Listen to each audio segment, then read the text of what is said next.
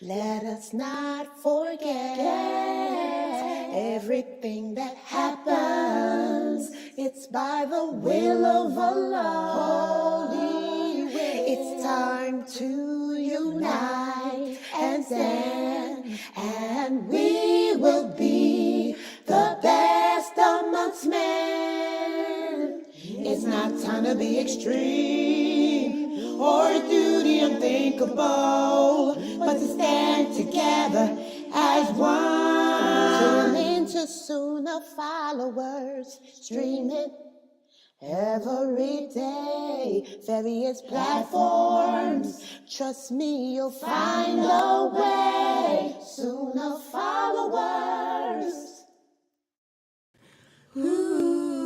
Proper Akida, Quran and Sunnah, Quran and Sunnah, Minhaj and Akida. Actions speak louder than words, Sunnah following kids, come with me. Gotta work hard to get to heaven. Treat the people good like the prophet would. Proper Akida, Quran and Sunnah, Quran and Sunnah, Minhaj and Akida. Actions speak louder than words,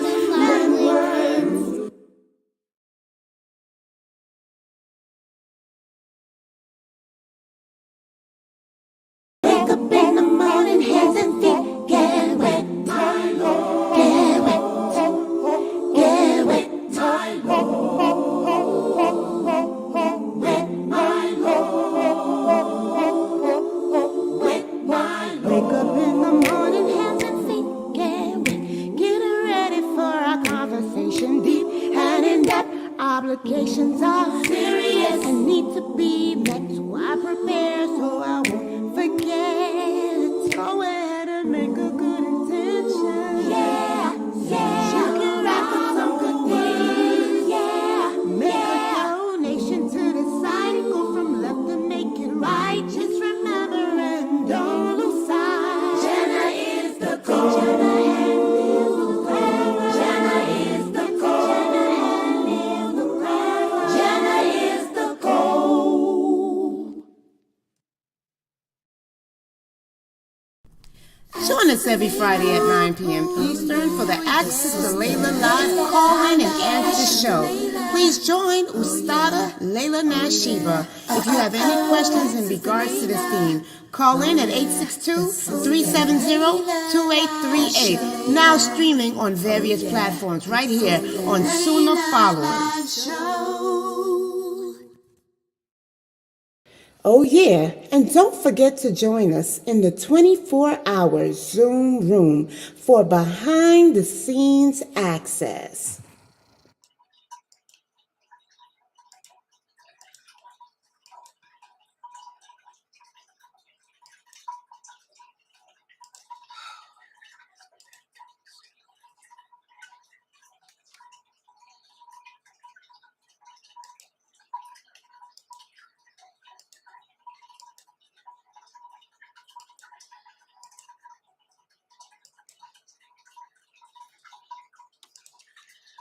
Okay, inshallah, everybody can hear me. Hold on.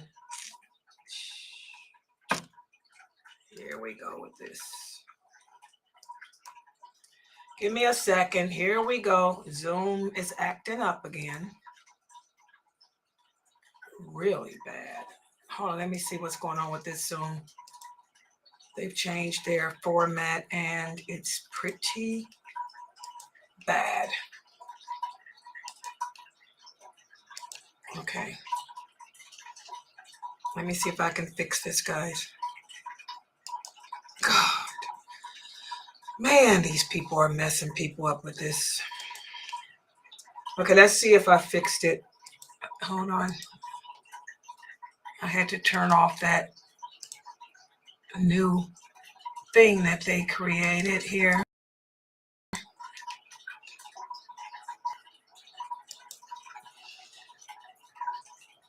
All right.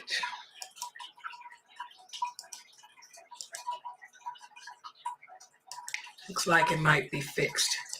Okay, no lag now. Okay, I think that fixed it. Yeah, like I say, I have to make sure when I stream on. Sound is muted here. Oh, okay. I have to make sure. I have to make sure when I stream on from Zoom that I make sure I got all that stuff cut off.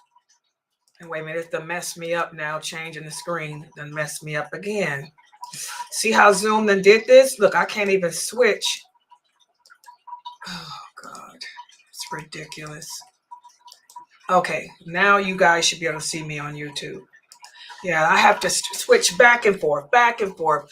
Very few people use Zoom. I use Zoom because, lailanasheeba has to be distinct. I don't like being like anybody else. I've always been a pioneer in everything. Pioneer in voice technology. Pioneer in this, pioneer in that. So I keep the Zoom room because I don't want to be another streaming person that's sitting around talking about Islam with no interaction. So I need the people in my Zoom room to interact on the mic. So that's why I keep the Zoom room. But other people are streaming now, just using whatever their streaming program is. But I got to have the Zoom participants because I don't want to sit there and look at a screen of people just typing, so. But like I say, the programs are conflicting with each other because they're both competing for their own audience, their own usage. And it's messing people like me up to do this. All right, well, let's get started on the class. Inna alhamdulillah wa salat wa salam ala wa rasulallah. Alhamdulillah, this is our Hadith class, and I want to welcome everyone here. Oh, wa alaikum salam, sister. How are you, Sister Heba? MashaAllah, I haven't seen you in a while. Where you been? I know. I heard you guys got all that flooding going on over there in the Dubai. Oh yeah, my sister sent me some footage. Yeah.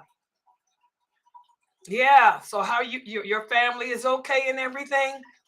MashaAllah. Okay, I'm glad to hear that. Yeah, it's the sign of the times. We all know that. I was looking at a video. I see y'all got boats moving your Rolls Royce and Mercedes Benzes out of the floods way. That's how y'all roll in Dubai, huh? Yeah, I was just looking at a video where they brought in a bunch of ships. I won't even call them boats. They look like yachts that's picking up the Rolls Royces off the ground and putting them in the yachts to take them to the land. Y'all really got it going on with all that money, huh? Money, money, money, money, money. Yes, sisters. Yeah, I like the high life too, but I'm moderately high. Everything I do is balanced. We all have to be balanced. I live a high lifestyle too, but it's balanced. I ain't rich like y'all. I'm rich, but not rich like you guys are. No. You know what the Prophet sallallahu alaihi wasallam said? If you got enough food to last you to the morning, and then enough new food in the morning to last you to the evening, you're pretty rich. So that's how I am. I got enough to eat today, and then tomorrow I can buy some more. So that's rich to me. Get my facial done, get my hair done, my nails, my feet, call it a rich day. But you guys, they done brought in some yachts, man. Y'all moving them Rolls Royce and Mercedes out of there in them yachts. Woo. That's okay. Inshallah, I'm gonna come visit you guys in a couple of months. Inshallah, if I get these bills paid off. Oh yeah, I'm working hard at it. All right, let's get started. Is everybody here in the Zoom room? Because I don't have any people here except Sabrine and Fame. Oh, there's Geechee. By the way, is Sister Maisha in there? I thought she was supposed to have been sending me the shorts yet last night. I know she at the wedding today. You know, people get married and people get divorced every day. Somebody got married, they'll be divorced tomorrow. Sad to say. Keep it moving. Hey, I'm jealous. Keep it moving. Divorce is good and clean. Nothing wrong with it. Get married today. Kick them to the curb tomorrow. Hello. Keep it moving. That you know it. Get your Stella gotta get her groove on. Good and clean. I ain't got a problem with these older sisters. Yeah, let me tell y'all, these older women at my website, they don't play. They'll get married today and they'll divorce your behind tomorrow. Get their groove on. I did send them. Oh, you did? Yeah, I did. And I'm home now, so I always send them. Yeah, because I was looking for them. Tonight. Yeah, I was looking for them yesterday and they never came, so I just went on to bed. So you didn't send them yesterday, right? I did. Yes, ma'am, I did. I always send you that email. Girl, I didn't get them because I was up fussing about it. I said, I stayed up till 1 o'clock looking for them to put out. I sent them before. I went to bed early last night. So that's what I remember. And I was telling Geechee, I said, didn't she say she was going to send them? Girl. I'll redo it. And then wait, y'all hold on for the class. Send it now. Let me check now. Okay, hold on. Because I got an appointment in the morning, so I'm gonna be up till I'll probably stay up till 1 o'clock. I got a 9 o'clock appointment. Okay, let me boot up my computer right now and I'll send it to you. Okay, let me know. I'll wait a few minutes. Who else in there? Is everybody else coming in there? Let's see. They're late. We got 22 people in here. They're late to join, guys. Just hold on for a minute. Yeah, they're used to being late. Me being late, but this time I was on time. Sabrina, you still in there, right? Yeah. I tell y'all. I'm here, but I'm about to pray, but I'll be back at that point, inshallah. Okay, I keep telling y'all to join the Zoom room and see what goes on behind the scenes. These old women, they marry and get divorced. They marry and kick them to the curb. Sabrina, you getting ready to get married again too? Not yet. Yeah, I'm telling you. And Sabrina gets proposals from young Arabic men. I told y'all that Q&A we did last week is so true. Young men, these young brothers be preying on these older women. Telling y'all, they marry them, kick them to the curb. Sabrina, what do you mean not yet? That means soon? Yeah, she got a couple of proposals on the table. Her sons end up getting her married. Oh, Stacy's here. Okay, mashallah. Okay, hold on, let me check this email. Did you send it? I'm sending it now. I had to boot up my computer because it was shut down. Oh.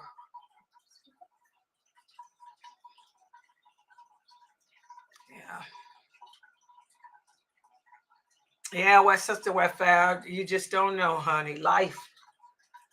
No, I've been single for a long time. I've been single for almost 30 years. Layla don't get married and divorced. I don't get married. I can't get nobody to marry me. The men scared of Layla. Layla get proposals on the table and the men back out because they're afraid. I guess they can't do to me what they do to y'all. They know that they can't tell me that I got to cover my face and wear black and can't wear makeup, can't pray, got to pray on my period. They can't tell me none of that stuff. So the men back out for marrying me. I've been single almost 30 years, girl. Layla ain't got time for that. If I met Mr. Right who would do the right thing, then I'd do the right thing too. You know, but hey, these brothers. No. Okay, did she send it, y'all? Because I'm going to start this class now. I did. Check your emails. Okay, hold on for a second, guys. Let me put this on so y'all can see this. Look at this while I check the mail to see if she sent this. Hold on. Oh, Lord, have a mercy. Life, and then you die. You know what they say. That's where I got that from. Life, and then you die. I'm telling you. You end up dying. I ain't got no emails yet. I don't know what's up with her emails that they don't come here. Let me check my other mail system.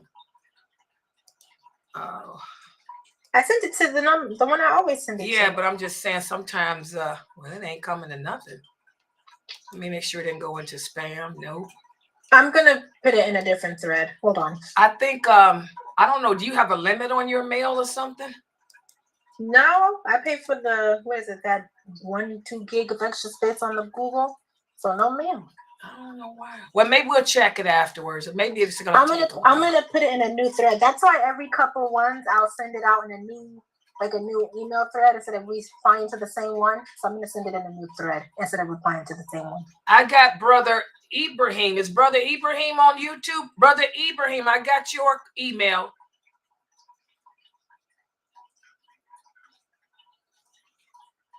Oh my God, this is the most filthiest stuff I ever heard in my life.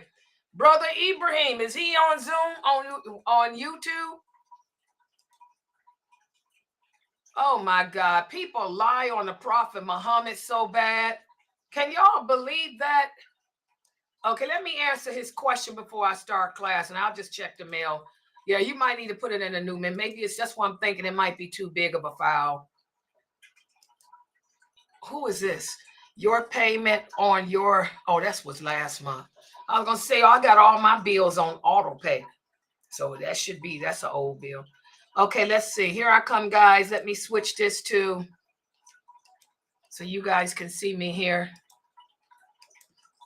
All right. Everybody can see me? Yeah. Okay, let me start it over again for the recording. I don't know where to cut it. Okay, hold on. I found to edit my videos too. So let me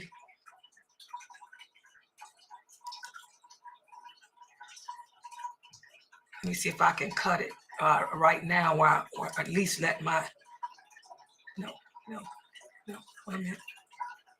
Hold on. I hit the wrong button. Okay, let's go ahead and get started. I'll figure it out.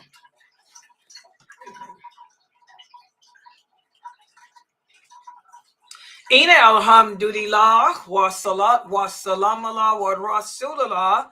I want to welcome everybody to our Hadith class, and this is the class where we're studying from the book entitled "Not One of Us." Not One of Us, and this is the book written by Sheikh Muhammad Saeed Atli. Sheikh Muhammad Saeed Atli, and the hadiths here are not saying that you're a kafir or you're an unbeliever, but what they are actions that are so bad for us to indulge in as Muslims that the Prophet sallallahu alaihi wasallam is saying that the behavior is so bad that it's not what he came with. You're not like him. You're not like us. You're not on the road to being like us unless you stop that behavior. And I hope that's clear. And before I go on with the class, one of the brothers here asked me a question and I want to answer it. I think he's on, so he can get his answer now. He was saying that while he was at the mosque, one of the brothers told him, and these brothers supposed to be Salafi, you know, they need to stop all that. But he said one of the brothers told him that a woman drank urine from the Prophet Muhammad, astaghfirullah.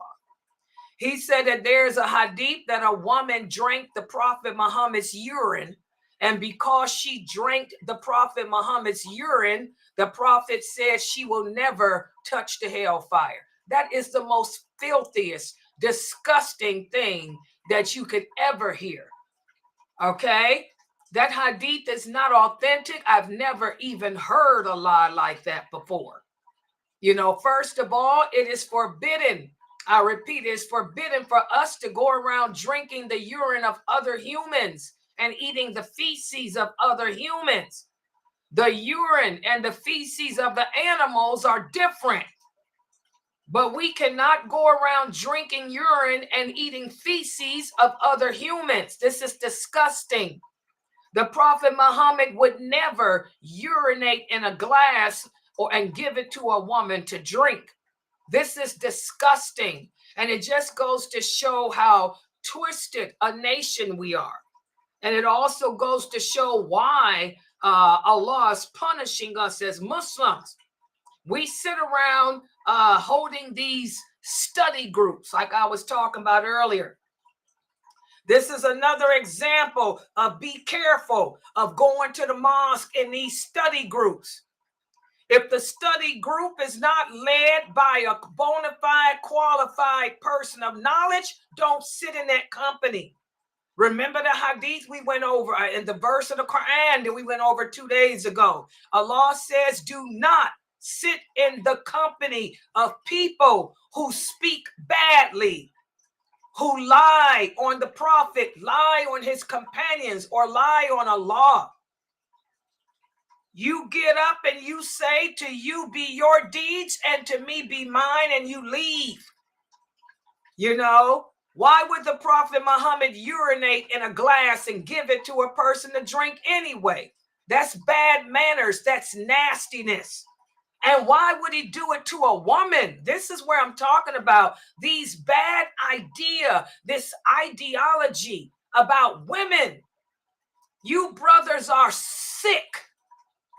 First of all, you go around telling women that Allah made a mistake by making them beautiful. So they got to walk around looking like a cyclops with their faces covered. That's not Islam. Then you tell them that Allah made another mistake by not telling them that they can't wear colors. So you tell them to dress looking like vagabond women. And now then you go further and tell them that even though Allah said that they can't pray on their periods, now you're telling them, oh, yes, you can. If it's over 5 days, you go ahead and pray on your period. Allah made another mistake, which is another lie. And now you're going around teaching that the Prophet Muhammad, sallallahu alaihi wasallam, urinated in a bowl and gave it to a woman to drink. Are you out your filthy mind?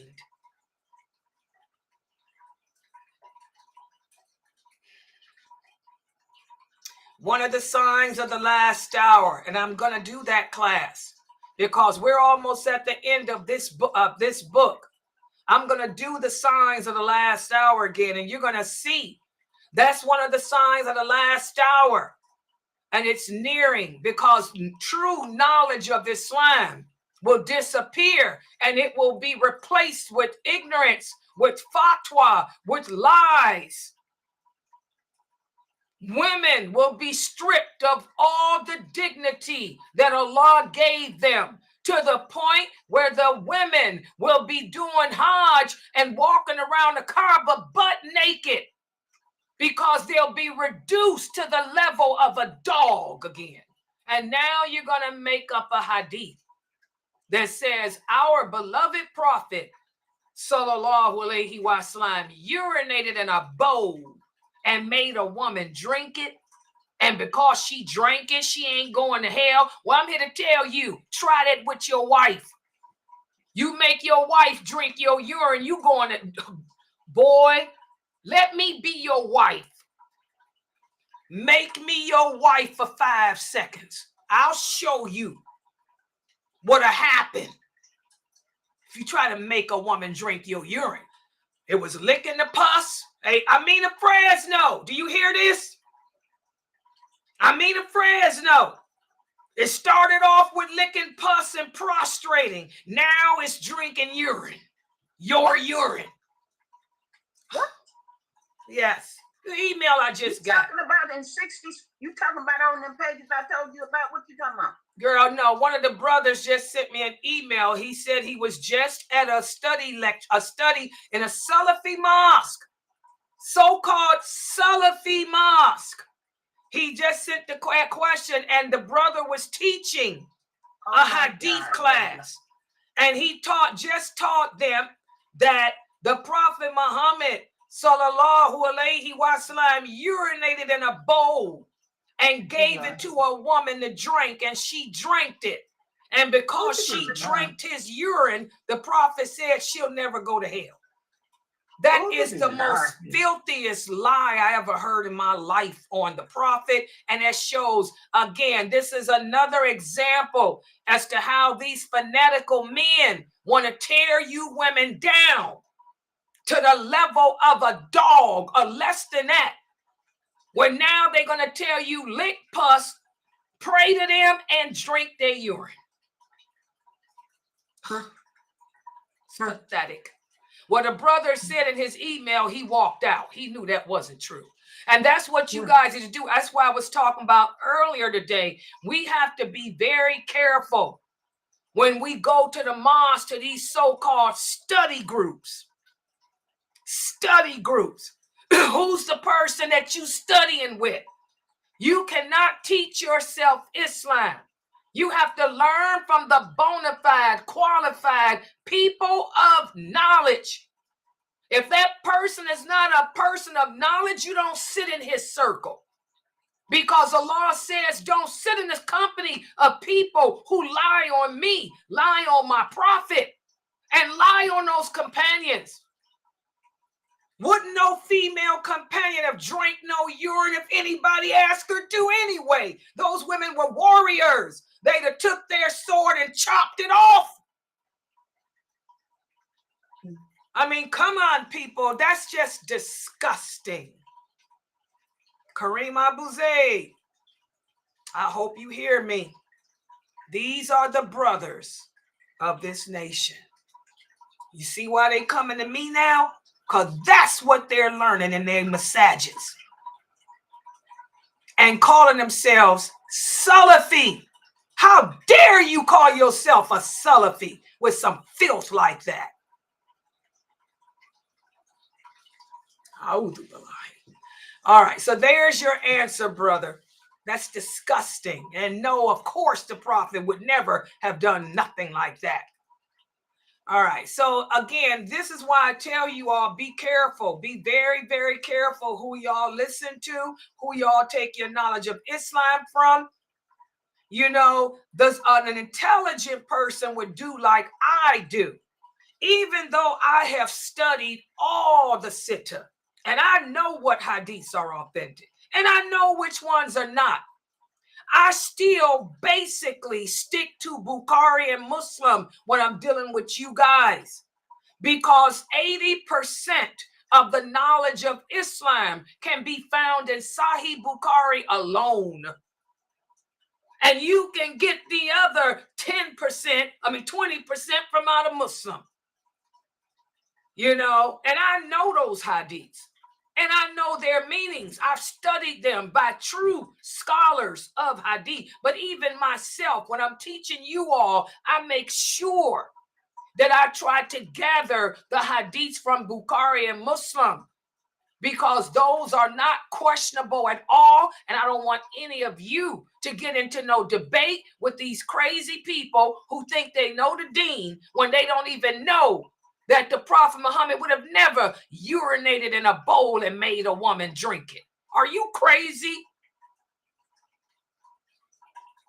So the simple fact that these people are teaching from books that most of the information, and by the way, the other sets of hadith, most of the information in them are not authentic. Let me give you an example. Abu Dawood, 65% of the hadiths in Abu Dawood are not authentic. Tirmidhi, 65% of the hadiths in Tirmidhi are not authentic. So you have to be careful when you're reading those other books. Okay? So if it's not your imam who's a bona fide, qualified person to teach, that's doing a class in your community, don't go to it. If it's not somebody who's got the proper credentials to show that they know what they're talking about, don't participate unless they're using Bukhari or Muslim. Everybody understand that? Because that's one of the signs of faith. It's supposed to make each and every one of us angry when we hear somebody lie on our prophet, sallallahu alaihi wasallam. All right. Okay, so let's put the hadith up on the screen for our class tonight. And for the brother that asked that question, there's your answer. Oh, subhanallah. Disgusting. Just plain disgusting. Ugh. Oh, and the sound. All right, here we go. Let me first share to the people on Zoom. All right. I tell you, we got these fanatical, radical people who are borderline terrorists. Y'all got to stay away from them. It's sad. It's a bad time. That's why Allah sent all this war. These are some terrible times. Oh, yeah. Okay, here's the hadith. Let me set it up here for you all for us to look at. Inshallah. Okay, this is the book that we're studying from. Oh, how can I move this? Oh. And all of the hadiths that Sheikh Muhammad Saeed Atlee put in his books are authentic. And even with his hadiths, most of them are Bukhari and Muslim. But the ones that are not, he puts down, the grade of them and who graded them.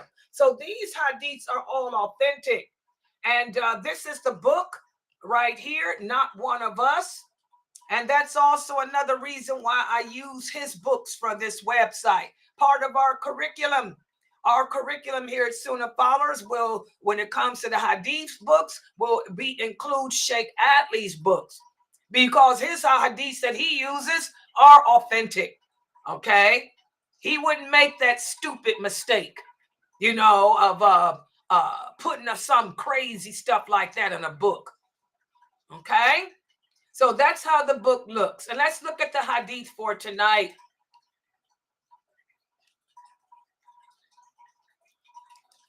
And this hadith is narrated by Ibn Amir.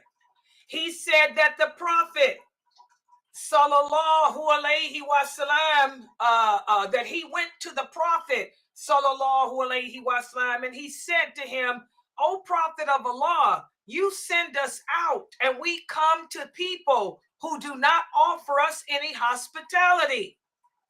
So what is your opinion on this?" And I'm going to tell you why he asked him this. Remember, the Prophet Muhammad was sent to teach us good manners. And by teaching us good manners, he taught us Islam. And like I tell you guys, the Arabs were a very barbaric people.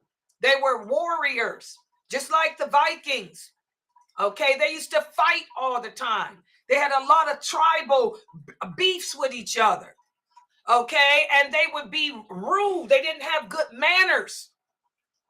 So here, this companion told the Prophet, "You send us out to give dawah." He was talking about dawah, to teach the people and to call them to Allah. But when we go to them, they don't offer us any hospitality. So that kind of makes it hard. What do you think about that? And that's when the Prophet sallallahu alaihi wasallam said, if you come to people who order for you what is fitting for a guest, accept it. But if they don't offer you anything, then take from them what is fitting for them to give to a guest. In other words, you teach them.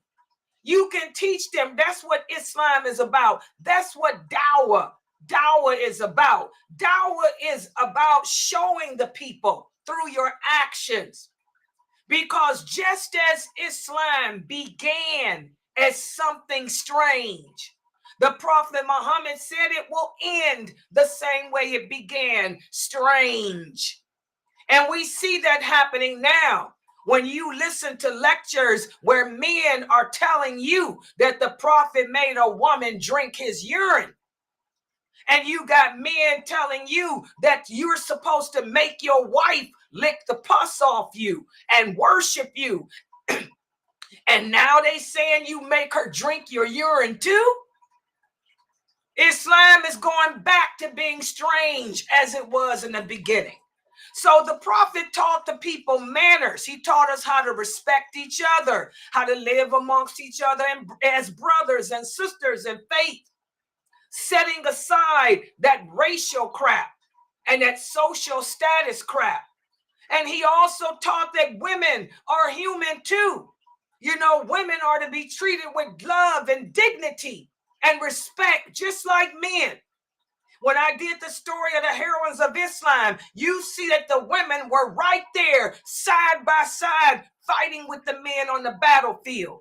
The women were right there when the men abandoned the prophet and left him alone at Uhud.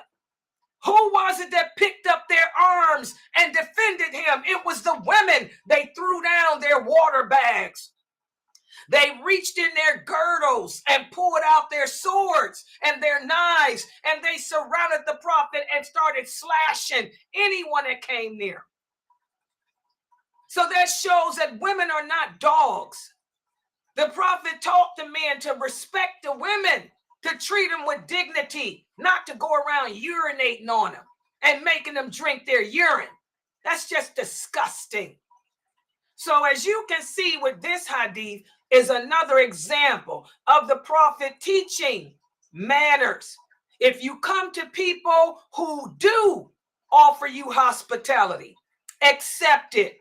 But if they don't offer you hospitality, take whatever they're offering you and make the best and the most of that. And then show them when someone comes around, you offer them what you have as a way of teaching them hospitality. And what's the source of this hadith? Sahih Bukhari. You see how Sheikh Atlee rolls? Sheikh Atlee rolls the same way lailanasheeba rolls. The same way Kareem Abu Zaid rolls. The same way Dr. Ibrahim Daramali rolls. We will stick with the most authentic so as to shut the people down, so as to take away any doubts, any questionable doubts from out of your mind. Why would someone teach from a book whereas 65% of the hadiths are not authentic? That's an idiot who would do that. And he is no scholar of the hadith. Subhanallah. So this is a wonderful hadith teaching us that as Muslims, we should be hospitable to our guest. There's also another hadith in the same book, Sahih Bukhari, where the Prophet sallallahu alaihi wasallam said, your guest, the guest has rights over you. If a person comes to your home, they have the right for you to provide hospitality to them for 3 days. For 3 days. After that, they can leave. And if they don't leave, then you're not obligated to provide them any more hospitality. That's another hadith. So it shows again that our religion is not just a religion, it's a culture. It's a way of life. It was completed and perfected for us by Allah. The Prophet Muhammad taught us how to handle ourselves in all situations, even as a traveler, even as a guest, even as a person who is being hospitable to a guest. The thing is, we just have to learn our religion from the proper people. Now, let's look at the lessons. Number one, a Muslim should always honor their guests. Also, honoring your guests shows how strong your faith is, whether you're a good Muslim or not. Now, let me talk a little bit more about this hadith. And I really like how Sheikh Atlee added this. Now, this hadith is authentic. What's the source? Sahih Bukhari. But some of the scholars, there are a few, not that many, There are a few scholars of Hadith that say the obligation to entertain your guests was abrogated to just be a recommendation instead. I like how he included this. In fact, he goes on to say that Imam Ahmed, he said that this hadith refers to people in the desert. If you're living in the desert and a person comes, as opposed to living in a town, okay? But other scholars also say that it is specific to people and employees sent by the government. So if the government is sending people, for example, to collect the zakat, then you should offer them some hospitality. Okay? That's what some of the scholars say. That it's talking about people who the government sends to collect zakat or to do whatever the government, take a census report or whatever. Imam Ahmed said that this only applies if you are going to the desert or to the country. You're going to the country where, you can't find a hotel. You're living out in the country, then the people are obligated to put you up. That's what Imam Ahmed says. But the bottom line, we all should, be hospitable to the guest. Like Sheikh Morsi told one of my students here, if somebody come to your house, offer them a bottle of water and tell them have a good day and keep it going. That's all. That was being hospitable. Rather than having the people impose on you all the time. I'll offer you a bottle of water and send you on your way because I got things to do. I'm not going to stop doing what I'm doing. Stop teaching my class because you came to visit me. No, here's a bottle of water. Goodbye. Have a good day tomorrow. So it's a wonderful hadith that basically just tells us what we talked about in our 6 o'clock class. Show some brotherly love, basically. Show some brotherly love, to your brothers and sisters in Islam. Offer me a bottle of water. Keep it moving. All right. Any questions or comments on this hadith?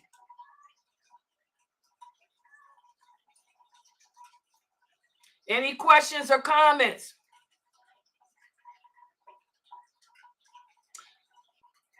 Okay.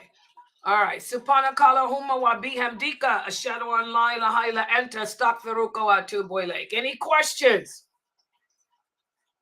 Any questions? Yeah, I can't believe it either.